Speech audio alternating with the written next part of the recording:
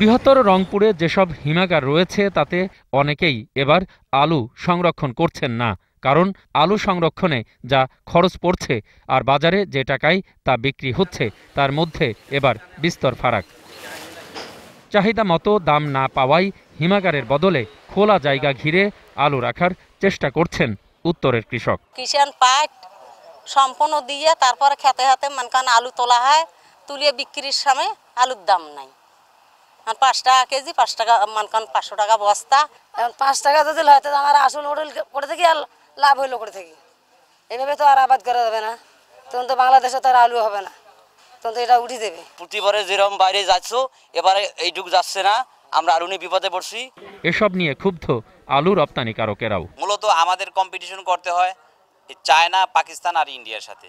আর এই বিশ্ববাজার ধরে রাখতে হলে আমাদের এই 3টা দেশের সাথে মিল রেখে আমাদেরকে যদি 30-35% ইনসেন্টিভ নগদ সহায়তা আমাদেরকে প্রদান করে গভর্নমেন্ট, তাহলে আমাদেরকে কৃষকের যেই উৎপাদিত আলু, এই আলুকে আমরা বিশ্ববাজারে বাজারজাত করতে পারবো। ক্ষেত থেকে হিমাগার হয়ে পাইকারি বাজারে বিক্রি পর্যন্ত যা দাম পাচ্ছেন তাতে সারের মূল্য কিংবা চাষের খরচই তুলতে পারছেন না। অনেক এলাকায় তাই মাঠের আলু মাঠেই পড়ে নষ্ট হচ্ছে।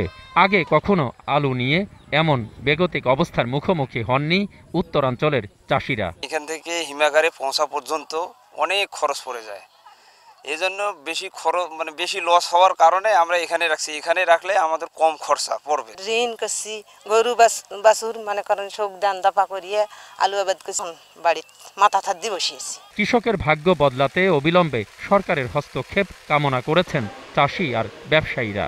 উত্তরের মাঠে মাঠে এমন অনেক জায়গা আছে যেখানে মাঠের আলু মাঠেই ফেলে রাখা হয়েছে, কারণ নেই দাম, ধরেছে পচন। আর সময় মতো কোল্ড স্টোরেজে এই আলুর জায়গা না হওয়ায় এখন মাথায় হাত হাজার হাজার কৃষকের। অখিল পোদ্দার, 21 টেলিভিশন, রংপুর।